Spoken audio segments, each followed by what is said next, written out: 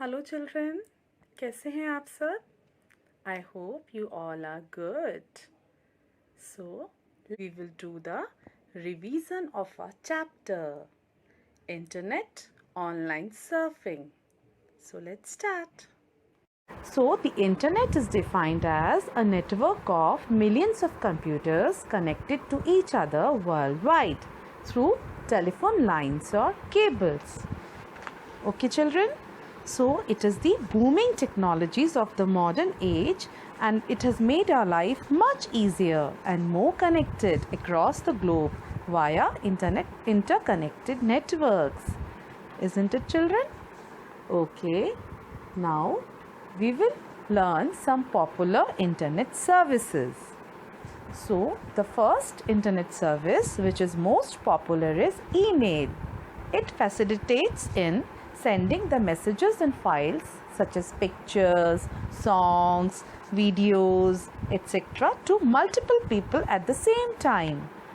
One time only you can send to multiple people the same thing. Okay, children? And like you are sending your homeworks also to us through email only, isn't it? Our next popular internet service is online chatting, which you all know, I think so. So chat is a more personalized form of communication that happens live. This amazing way of communication allows users to send instant messages back and forth to each other. You can also interact with other users through voice and video chats, which I think you all had done in lockdown, doing video chats to your relatives and friends. So chatting on the internet can take place via instant messenger, chat websites and chat rooms, etc. Our next popular internet service is video conferencing. A video conference can be described as a phone call with live video that allows multiple people sitting at geographically different locations. Like you have seen in the news channels, there is a video conferencing. All the people are sitting at separate places, but they are able to interact with each other through videos and voice, both. Okay, children? Our next popular internet service is e-learning. E-learning means electronic learning, and I think you all know it now because you all are doing that during this period, isn't it? You all are watching videos and learning from it. You are getting your DWT homework and you are submitting it through mails, and few times back we did some live sessions also. So this all is e-learning. Okay, children? And it can be used to impart training to a large group of students at the same time, it in an interactive and interesting manner. So it saves time and reduces the need for costly classroom-based training. We can also download study material from universities which may incorporate various types of media like audio, text, virtual environment, video and animations. And you can also watch so many videos through YouTube also related to your study material or your topics which are there in your course. Okay, children? Now, our next popular internet service is internet free calls. So, you can make free calls at much lower rate to any place in the world. Okay, children? So, some software even allow you to send free messages and videos along with free internet calls also. Okay?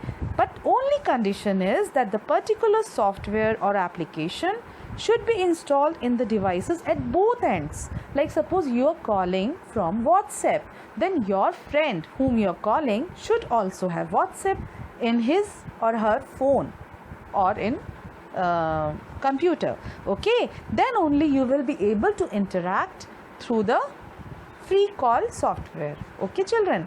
So examples of such softwares or applications are these. It's Skype is there, Viber, Fling, Tango, WhatsApp, which you all know, Google Hangouts. So these are the few examples with which you can do internet free calls. Our next popular internet service is e-groups. Now what is this? It provides a platform for people to share information on topics of their interests, messages and photo albums. Okay, so there is a kind of group is made, and there you can discuss, or some topics you can discuss of your own choice, and you can post messages also. Our next popular internet service is social networking. That you all know, I think so. Okay, it is an online platform that focus on facilitating the building of social network or social relation among people who share interest, activities, backgrounds, real life connections, etc. Social networking can be done for social purposes or business purposes also. Social networking sites are also called social media, and the major social networking sites are Facebook, Twitter, LinkedIn. Okay. Our next popular internet service is internet TV. Now this is something new, children. TV can be defined as a medium of delivering television content over an internet connection, and it is available wherever a broadband connection exists. Internet TV is also known as web television. Okay, it is more like a replacement of cable TV. Okay, it also offer you this advantage, and it takes some fee. So internet TV option include web-based shows, video on demand, and regular television shows hosted on the channel's website. You can watch internet TV anytime on a computer screen, TV screen, or a mobile phone. Okay, by searching and retrieving the programs of your choice. Some popular service providers of internet TV are Netflix, Hotstar, Sony Live, etc. Okay, children, so these are very popular nowadays because during lockdown many people, they are unable to go to watch movies outside, so many are watching movies through this only. Okay, our next popular internet service is internet radio. Now what is this? Internet radio, as the name suggests, is an online radio service that is broadcasted over the internet on dedicated radio servers. Okay, it is broadcasted in much the same way as traditional radio with regard to its presentation and format. Internet radio has been in existence since late 1990s. It came into existence. Like previously we were having traditional radio stations. Okay, but it was having the broadcasting limitation. Up to 100 miles only it can be broadcasted, but internet radio has no limitation. It is capable of broadcasting graphics, text, links with audio, thus serving all the senses of the listeners. Some popular internet radio services are Vivid Bharati, Radio Mirchi, Pandora, etc. Okay, children, now let's have one fact file. See, you can see these two people. These are Zeri Yang and David Fellow. These are the founders of www.yahoo.com, and Yahoo is an American computer service company, and it was founded on March 2, 1995. Let's see what are the potential threats while using internet. First of all, what is a threat? Children, a threat can be described as a possible danger to security. A threat can be either intentional or accidental.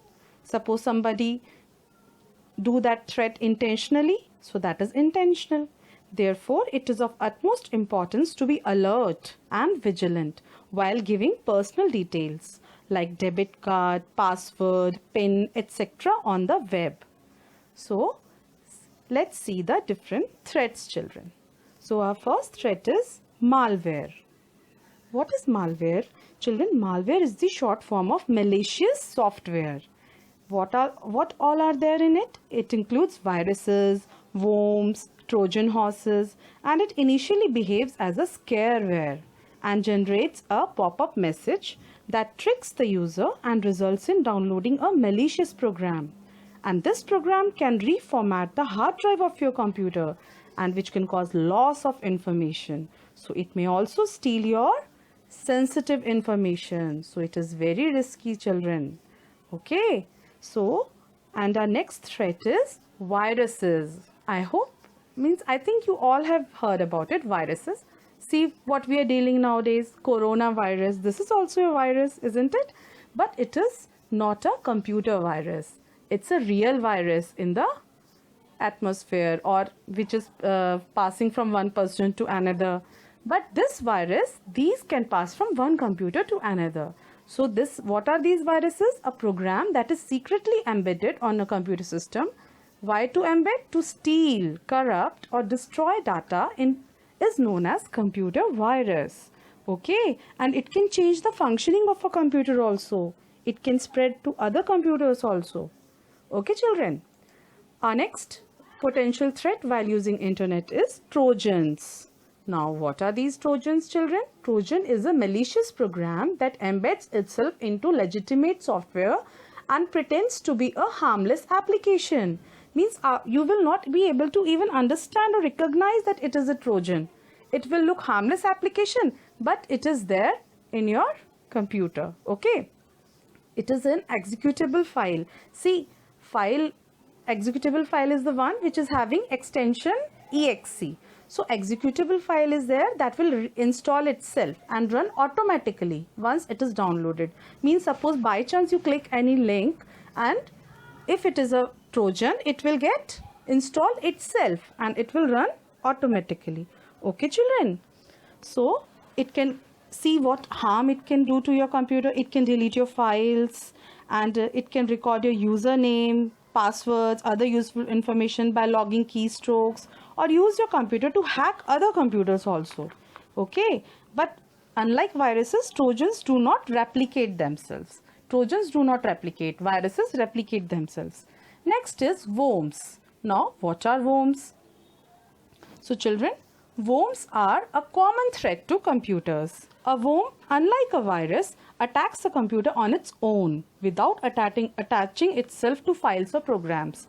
It takes a place in your computer's memory and propagates by sending itself to other computers in a network.